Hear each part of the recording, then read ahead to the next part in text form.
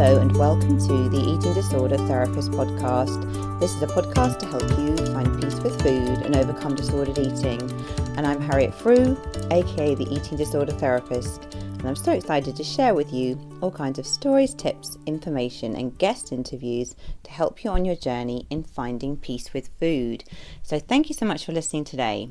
Now, this was going to be a bite-sized episode, and I think it's still going to be a more bite-sized length episode. But my guest today, unfortunately, wasn't able to meet with me this week, so I had a bit of a change of routine. So I thought I would put one of the bite-sized episode topics in for the kind of longer version podcast.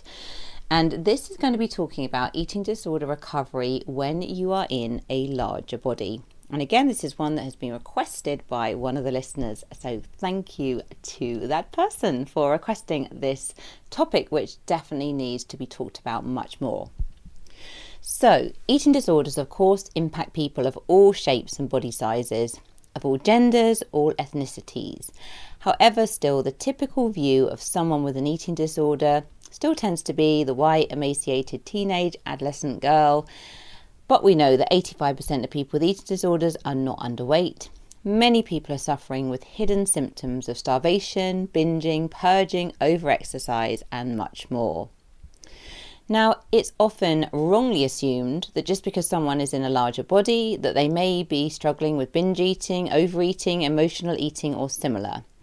Now, this may or may not be true, but will vary tremendously between individuals, as it would also for someone who is in a smaller body. You know, someone in a smaller body may be struggling with all of those things I've just mentioned, but we can't tell looking from the outside in. So bodies naturally come in a variety of shapes and sizes. You can't tell whether someone has an eating disorder by looking at them, and you can't even tell which type of eating disorder they have by looking at them. And everybody's body responds differently to starvation or restrictive eating. So some people will lose weight when they restrict their eating, and other people will have a body that actively defends its set point and may even maintain or gain weight. So it's highly, highly variable, and you cannot judge someone from the outside. And I guess it's quite complex as well for all the different reasons why people's bodies are going to be different. But, again, we just have to be so careful not to judge and just to really appreciate that everyone's body is different. So someone can be in starvation and have a normal range or higher BMI and experiencing all the physical and mental symptoms of anorexia nervosa. So if someone falls in that category, these days they are usually referred to as having atypical anorexia nervosa. So having all the symptoms of someone with the more typical anorexia nervosa, but having the absence of that low BMI. And of course as well, I understand BMI is dated and it doesn't account for lots of different factors like body composition, ethnicity, race, gender and age. But despite it being a very imperfect measure, it is still widely used today by medical professionals because of it's an inexpensive and quick method for analysing health, weight, etc. But of course, just want to say, it is something that we have to really take massively with a pinch of salt. BMI is not the be all and end all, and it has been massively detrimental that BMI is often used as the kind of determining factor whether people can access support and help and all of that kind of stuff. So not great. So when you're recovering from an eating disorder in a world which is dominated by diet culture, the pressure to be thin, it is really, really hard, I think, even if you're in a smaller body. But if you're in a larger body, you face many, many challenges.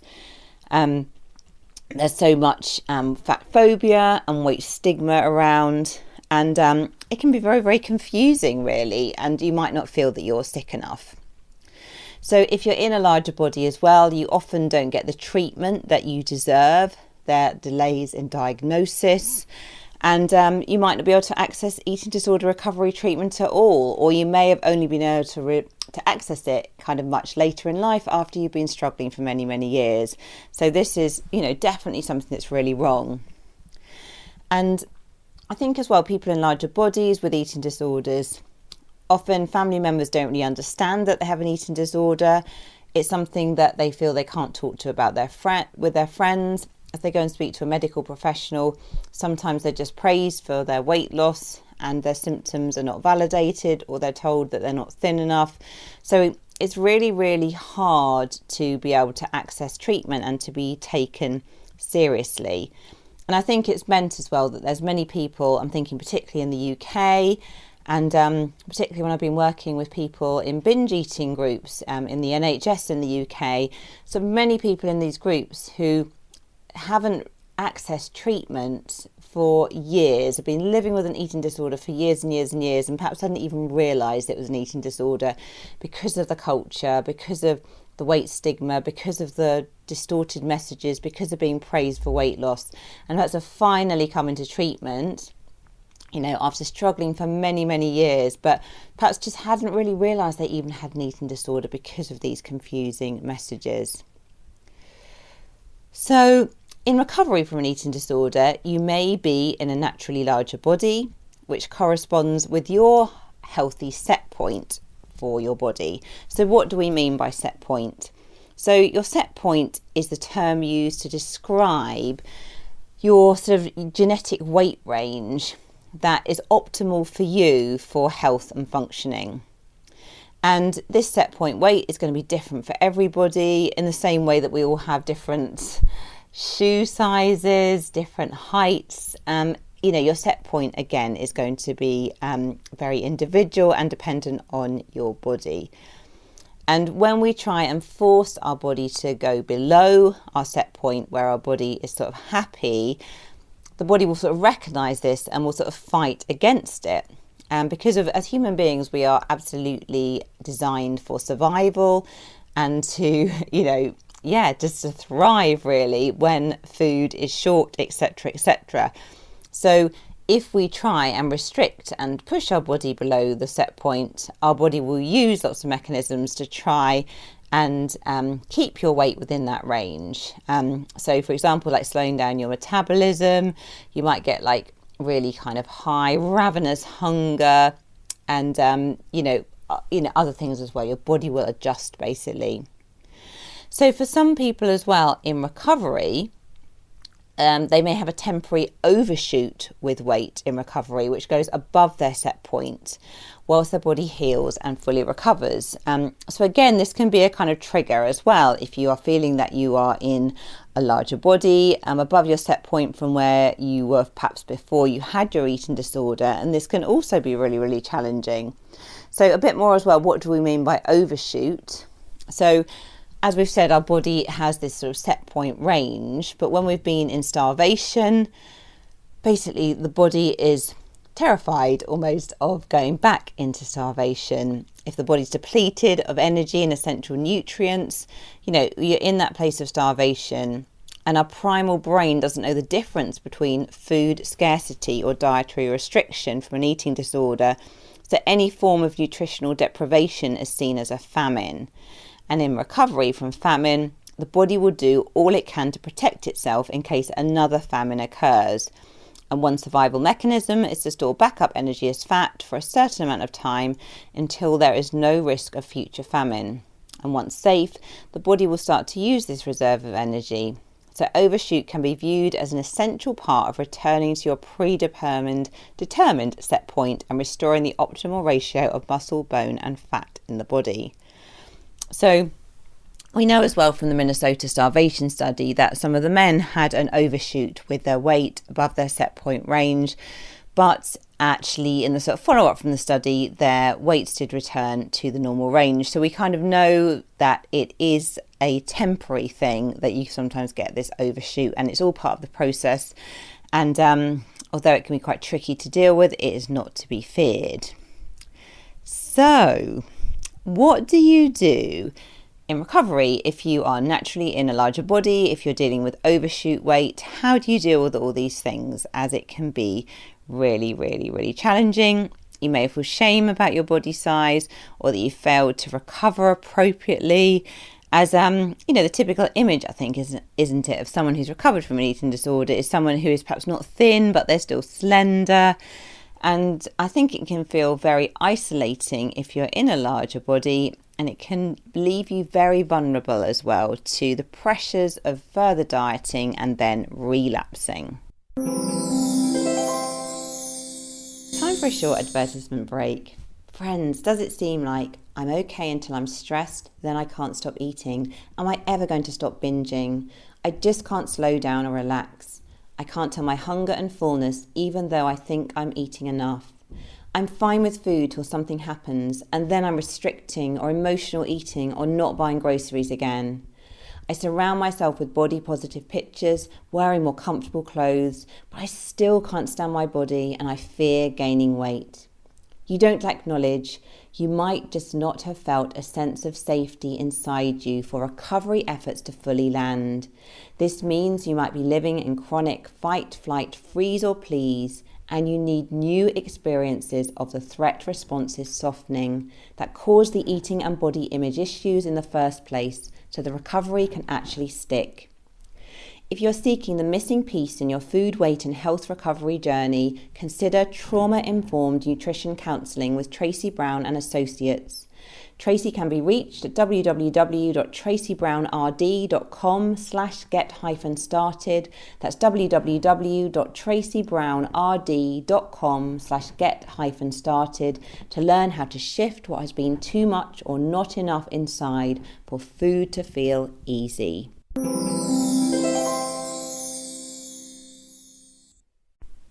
So now I'm going to talk about 7 ways to help deal with recovery when you're in a larger body in recovery from an eating disorder.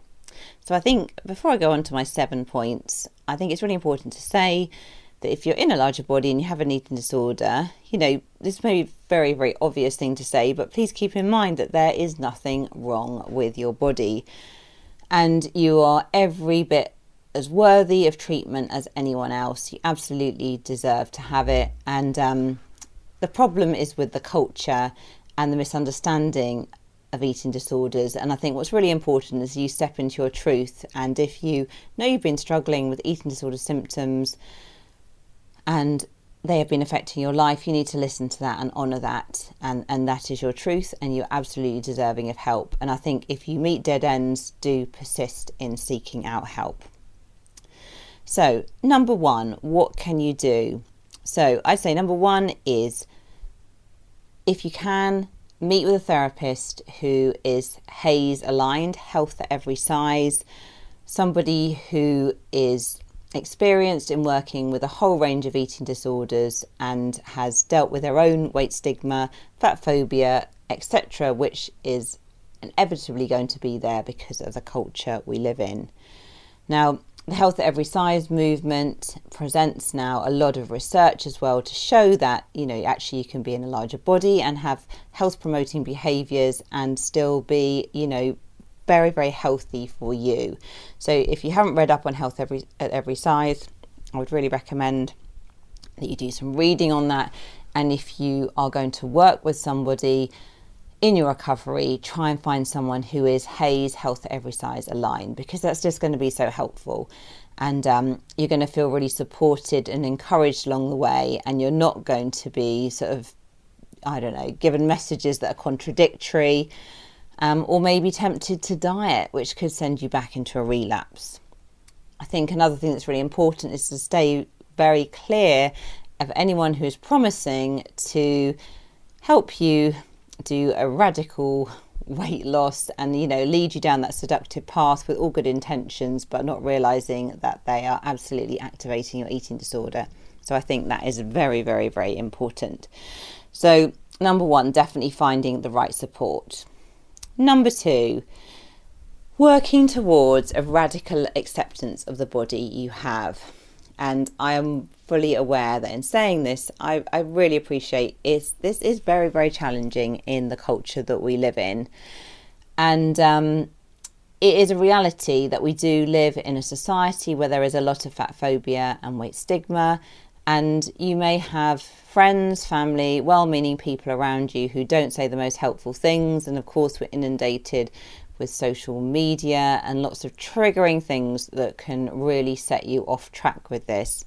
But I think working towards a radical acceptance of your body is just the most helpful thing. You know, for most of us, I think 70% of our bodies are determined really by genetics, and we might be told by diet culture that we can sculpt our body into any shape or size, but really, if you are if you're in a larger body, if you are more muscular, if you're taller, if you're larger boned, that is the way that you are. And actually coming to terms with that and accepting your amazing body is something to really, really work towards. And something I think that's often helpful to think about is, would you rather be sort of slimmer but living with an eating disorder for the next so many years, or would you rather be in a place of optimum health for your body type? And I think it's really trying to get into your own lane and think about what is healthy for you, what is your optimal thing, and looking at that sort of independently of weight. Weight can be a factor in the mix, but there's so many other things that are more important to consider. And I think, again, it's really important to be engaging with professionals as well that understand this, because still you can get very mixed messages and be set off track with this. So number 2, radical acceptance of your body. Number 3, a real acknowledgement that weight stigma and fat phobia are very real issues. So work to really educate your inner circle and beyond, if possible, about these issues. But I think it's really important to have your inner circle of people, the people who really love and care about you, to be really on board with this, to understand the journey that you're on and, how you're working. So as you can, with the people that support and encourage you, talk to them about your experiences, share openly, get support, express your feelings, have a good vent. Reach out to other people in larger bodies as well, maybe who are going through the same thing, so that you're not alone. Because it's so important that we feel supported and understood by the people that are really important to us. And if you have that circle of people around you who really advocate for you, who are your cheerleaders, who want the best for you, who understand about all this weight stigma and fat phobia, etc., they can really be there for you. And when you inevitably have your down days, you can just talk to them about it, and they can remind you gently about why you're on the path you're on and be your cheerleaders and supporters. So really important. Number 4, wear clothes that suit your body type. So stand tall, smile, get creative with your appearance, and focus on living your life fully. So looking good and feeling good is so much more than being a certain weight or being thin. And we can be creative with our appearance. We can express ourselves in so many different ways. So I'd really encourage you as well, buy some clothes that are really comfortable, but also ones that, if it's your thing, make you feel kind of stylish and good about yourself deep down. And I'm not saying that everybody needs to go out and buy lots of clothes. If that's not your thing, then it's really important that you do what's right for you. But I think we can feel so much better about our appearance and how we look when we are taking care of ourselves, choosing perhaps colours that suit us. You can accessorize, I guess, with jewellery or makeup or hair or nails, if that's your thing. Again, this isn't for everybody, but again, it can help you feel, good about your appearance. And, obviously that is just the outer of your body, but if you're feeling good sometimes on the outer as well, that can reflect as well how you're feeling inwardly. And it's all this kind of, this sort of circle that all kind of works together. So, wear clothes that suit your body type, stand tall, smile, and get creative with your appearance, and focus on living your life. Number 5, focus on body neutrality and what your body can do. So, of course, we live in a culture where we are massively overly influenced by aesthetics, how our body looks, and we often forget just how amazing our bodies are, their wonderful physiology, all the different things that they can do. We forget about their strength, their movement, their flexibility, And the classic thing, isn't it? In 10 years' time, you're probably going to look back on the body you have now and long for many of the things that your body can do at this moment in time, if you're pain-free, etc., all those good things. So really try to work more towards body neutrality. So focusing much more on what your body can do, and also working just to focus less on your body, because I think as a human being, it's very hard sometimes to feel really good about your body. The body is not something that is easy to perfect. It's very easy to get into cycles of comparing yourself. It's very easy to become very overly critical when you focus so much on your body. So if your body can be more in the background of your life, as a wonderful instrument that helps you move around, but you're actually focused so much more on living and getting out there, that can be a much more helpful mindset. Number 6. Expand your life in other areas. So just building on the last one really, thinking about what do you want to do? What experiences do you want to have? What is your purpose? Who do you want to be spending time with? Where do you want to travel? What is meaningful for you? Have you created a bucket list even? So thinking about the things that really excite you and light you up and give you hope and inspiration. So focusing again much less on the body. And number 7, have some great role models to look up to who are leading their best lives but are not like ultra slim. So find some people in larger bodies who are great role models, who give you inspiration, who can are paving the path in front of you really, just to give you inspiration and to give you permission to give your own body more acceptance. And I guess conversely as well, don't be spending lots of time looking at things that are going to be triggering and unhelpful. Have some great role models in your mind, people that are, just out there leading their best lives. And it doesn't necessarily have to be people in larger bodies, anyone that inspires you, but looking at the bigger picture of recovery and expanding your life and getting over your eating disorder. Okay, so I hope this episode has given you some things to think about. If you feel that there are more things that I haven't covered, do get in touch with me on Instagram at the eating disorder therapist _ and let me know any other tips and things that you have, because I am very open to hearing more about this. I think there is much more to share on this topic. It's something that is not talked about very much. Anyway, thank you so much for listening. And if you want further support with your relationship with food, do go to the eatingdisordertherapist.co.uk. I have got a bit of a waiting list at the moment for my individual therapy, but do, get in touch if you want to know more about it. I can tell you a bit about my waiting list, etc.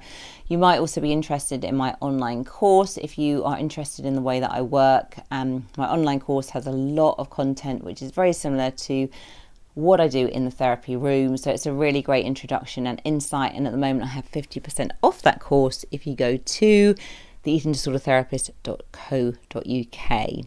If you enjoy this podcast, I'd be so grateful if you'd follow, rate and review, as it helps it reach so many more listeners. Thank you so much for listening today, and I look forward to sharing another podcast episode with you very soon.